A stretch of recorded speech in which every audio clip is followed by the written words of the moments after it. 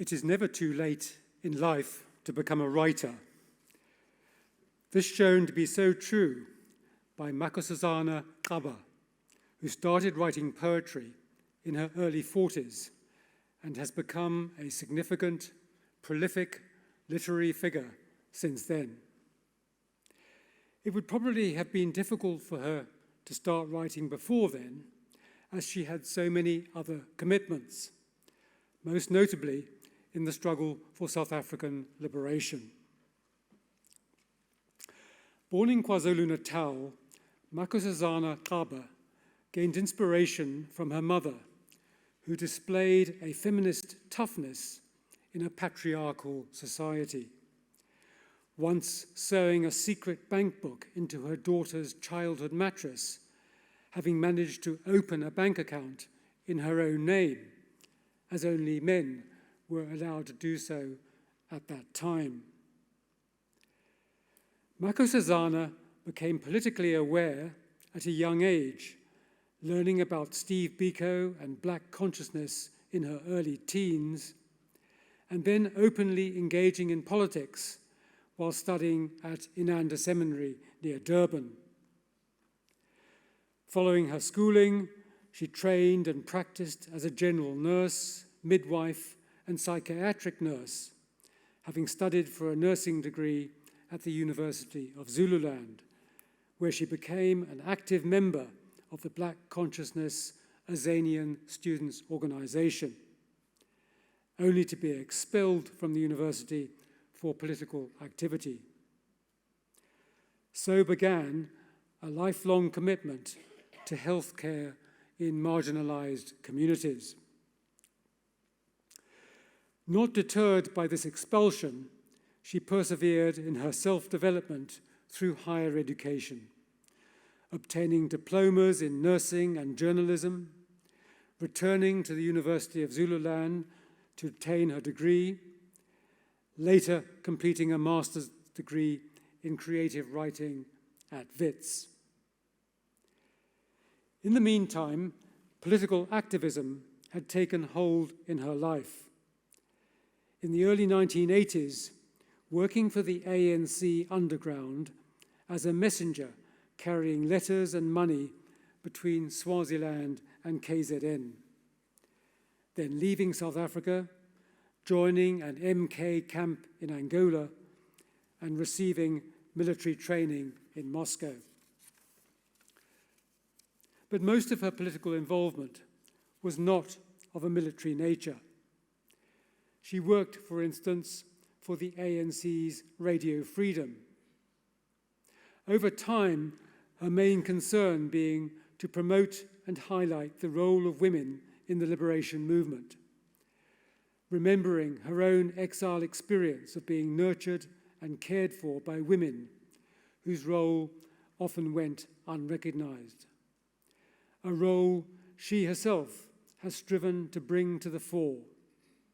In the late 1980s, working for the ANC's monthly journal, Voice of Women. This continuing to be a primary commitment after her return to South Africa from exile in 1990, becoming the media officer for the ANC's Women's League during the transition to democracy.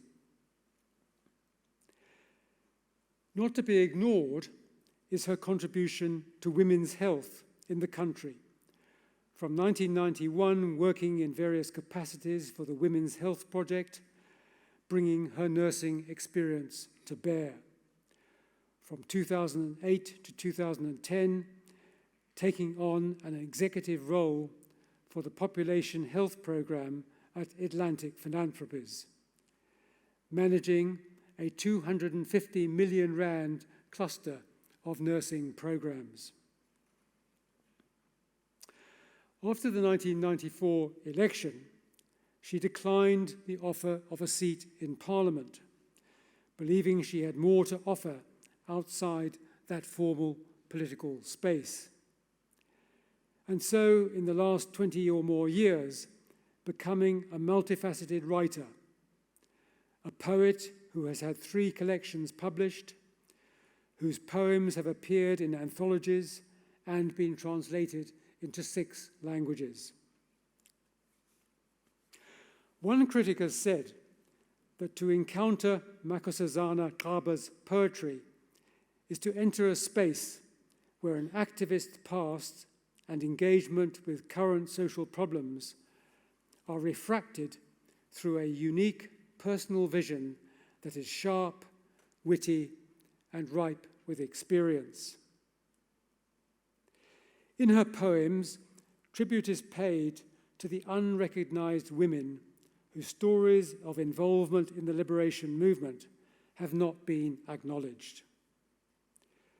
Before 1994, she wrote about the need for freedom, but later has written about the continuing problems that come with freedom, writing with particular vehemence about gender-based violence, narrating, for instance, the experience of a woman survivor who recalled her 6 episodes of assault starting at the age of 7.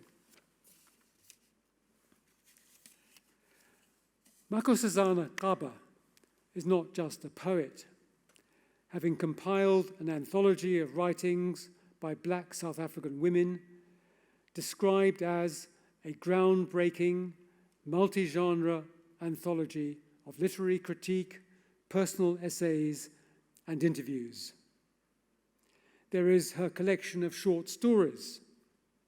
She is currently translating Frantz Fanon's book, The Wretched of the Earth, into isiZulu, and is working on a biography of Noni Jabavu, the first Black South African woman to publish a memoir in English.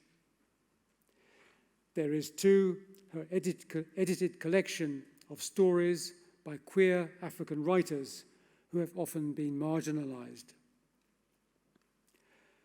Also important has been her role in building and supporting literary communities in South Africa. This evident here at Rhodes, where she has supervised master's theses in creative writing, including the first such thesis written in isiZulu. This remarkably diverse body of work has won her a number of awards. Among them, in 2005, the Dion Hofmeyr Award for Creative Writing, the Lambda Literary Award for a Fiction Anthology in 2014.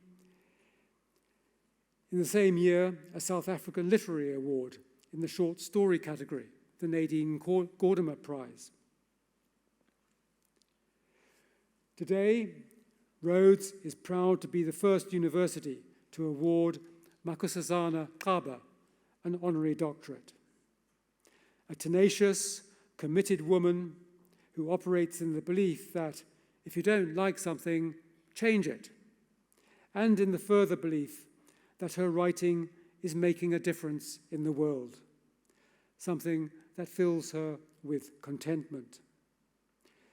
We honor a multi-talented person, political activist, health worker, educator and mentor, a multi-genre writer, poet, biographer, compiler, translator, short story writer, and a committed feminist who has done much to make heard the voices of long marginalized women. Mr. Chancellor, I have the honor to request you to confer on Makhosazana Xaba the degree of Doctor of Laws, honoris causa.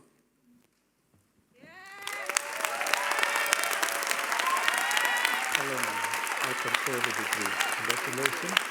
Well done. Thank you.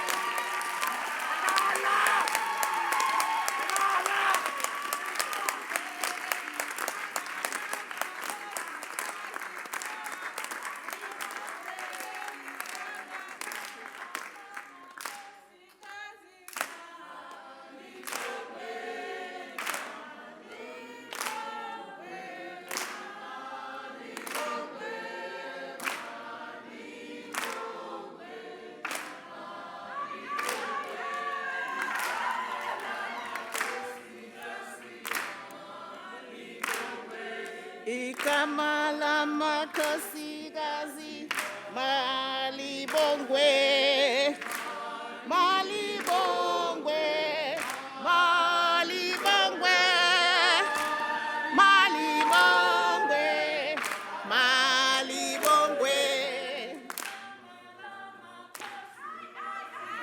malibongwe, malibongwe, malibongwe.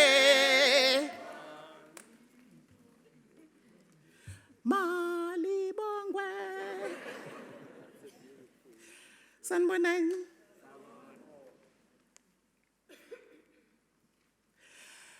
I'd like to start by saying thank you to the team that initiated and drove the application process, led by Dr. Sipogazi Makadla. She worked with Dr. Atambile Masola, my friend and writer Krista Kuljian, and my daughter Nala, who's in the room. I cannot imagine how many forms had to be filled. I do not know how many questions had to be answered. I do not know how much information they had to gather in order to provide evidence of my worthiness. They kept all of this secret. I never knew anything until I heard from the Honorable. But what I do know is that this was an act of selflessness. So thank you, Spogazi, and your team for doing the work that has resulted in me standing in front of all of you this minute. Thank you, Rhodes University, for saying yes, for honoring me. I am still trying to take all of this in. Hopefully by the time I leave Makhanda, I will have more fitting words. What I'd like to say this minute is thank you for seeing and valuing my work. Thank you for trusting and affirming me. I am truly humbled. The title of my talk today is, what would it mean to use questions to navigate the world? How many of you in this room know about the event now known as the Ongoye massacre? To those of you who know about it, do you remember how you first heard of it? And if you do, what impact did it have on you? And most importantly, what questions did this event raise for you? Maybe the questions in your head right now, the question in your head right now is, what is she talking about? Who cares? Now, let me share my summary version of this event. It is a Saturday morning, around 8, on the 29th of October, 1983. I am standing in a queue for breakfast at my residence at the University of Zululand when we suddenly hear the sounds of war songs approaching our residence. As they get louder, some of us leave the dining room, we step outside and watch in shock as many men, black men, approach our residence. They are wearing amabheshu, carrying imikhonto, izagila, nezimvubu, asegais, knobkieries, and shamboks. They are also carrying amahau, shields, singing war songs, approaching our residence. Their speed accelerates as they now see us gather just outside the building. I am one of the students who was hit with imvubu. I am hit 3 times by 2 men. 2 strikes from one man, 1 strike from the other, before I can escape back into the building. Once we're all back in the building, we proceed to various windows of our residences and we watch men approach the male residences right across the campus, entering the buildings and surrounding them. We watch. We witness chaos unfold. Some of us weep.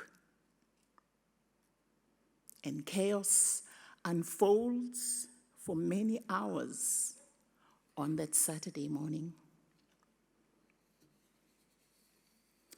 By the afternoon, when it seemed that the army had left the campus, we gathered as students to process what had just happened and discuss our action.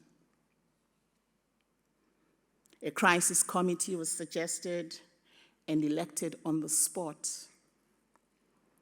I was one of the 7 students elected into the crisis committee. Our first mandate was to go to Ngwelezane Hospital, where the injured students we heard had been taken. We learned then that 4 male students had died. That is a very brief summary. Next, I would like to read out to you from Volume 3, Chapter 3, Subsection 14 of the Truth and Reconciliation Commission report. It begins with a quotation that reads as follows: The Ongoye Massacre. On the 29th of October, 1983, 4 students and an Inkatha supporter were killed and many others injured in a clash between students and a group of approximately 500 Inkatha supporters at a University of Zululand, Ongoye, south of Mpangeni. The clash was triggered when students opposed an attempt by Inkatha leader, Chief Mangosuthu Buthelezi, to use the campus for a ceremony to commemorate the death of King Cetshwayo. Attackers broke down locked doors behind which students were hidden, dragged them out, and assaulted and stabbed them with traditional weapons. This event, known as the Ongoye Massacre, was another decisive turning point in the relations between Inkatha supporters and those aligning themselves with the banned ANC, close quotes. The names of the students who died are not given in the report. The question is why? The name of the Inkatha supporter who died is also not given. The question is why? What do the words many others mean exactly? How many is many? Why was it impossible to give an estimation? Was this a deliberate omission? What is a clash exactly? These 6 questions are based on the opening sentence only. There may be many more in your head as you listen. So here are my questions based on the second sentence of the quoted paragraph. Who organized these men for this act? For how long had they prepared for this? Who let them in through the main front gate? What brief were the security guards at the gate given on that morning? Who were the leaders of this invasion? If they wanted to ensure that the commemoration event went smoothly, why did they not just surround the hall where the event was meant to take place so that they could make sure that the students did not interrupt their celebrations? Why did they come to our residences? Why? There are many questions. This report mentions an estimated number, 500. I remember reading from another source that the estimated number of the invaders was 300. Can you picture 300 to 500 black men armed, singing war songs, entering any of the universities that you have studied at? Can you imagine how the students in that year, on that day, on that Saturday morning, were affected by this? Can you imagine how many of them still have visible scars from those injuries? They say the body keeps the score. Can you imagine the scars in the bodies of those students who witnessed this event? I have my own story to tell about how my body has kept the score, but we don't have the time right now. I'd now like to read the fourth sentence of this quoted paragraph. This event, known as the Ongoye Massacre, was another decisive turning point in the relations between Inkatha supporters and those aligning themselves with the banned ANC. Close quotes. What questions come to your mind as I read this?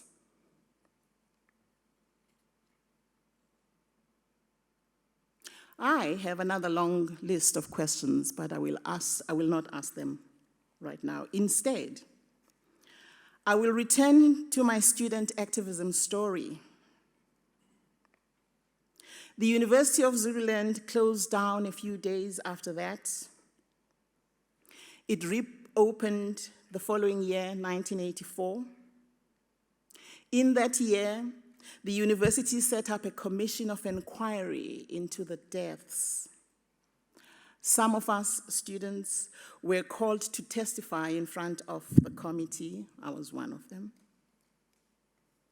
After the commission of inquiry had submitted its report, all 7 of us who were elected into the crisis committee on that Saturday afternoon, the 29th of October, 1983, were expelled. So, 2.5 years into my degree, I was told to leave. Dear graduates, your journeys as scholars will now begin in earnest through practice, and my questions to you are simple. Will you allow yourselves to embrace questions as a guide to your academic life? To what extent will you use questions as a way of reading between the lines? To what extent will your further research as scholars in your specific discipline be based on questions? Questions that may or may not be in conversation with the past, a past as recent as the one of the Ongoye massacre at the University of Zululand. Next year, 2023, will mark 40 years since this massacre. Now, does that event have anything to do with you in the room?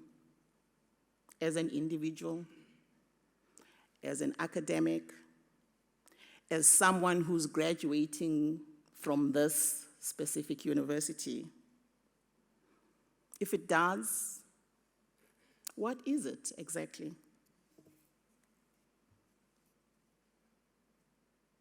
I will end with a poem that I wrote in 2011,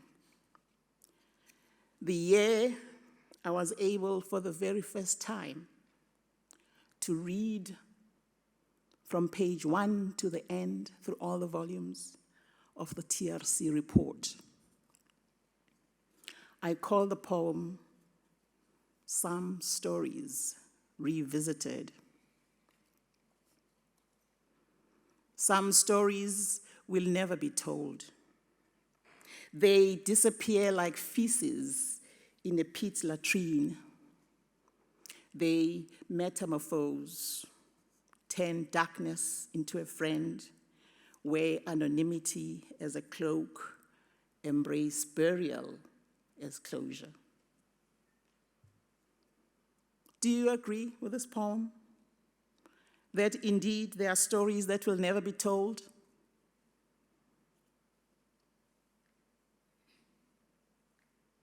You may not agree, but maybe you would. But how then would you tell a story that hasn't been told, that is of interest to you, if, as the metaphor in the poem suggests, the story has embraced burial as closure? How would you approach the toilet, assuming you have identified it? And lastly, why have I told you a story about deaths at a university 39 years ago? Is this an appropriate acceptance speech? Thank you for listening.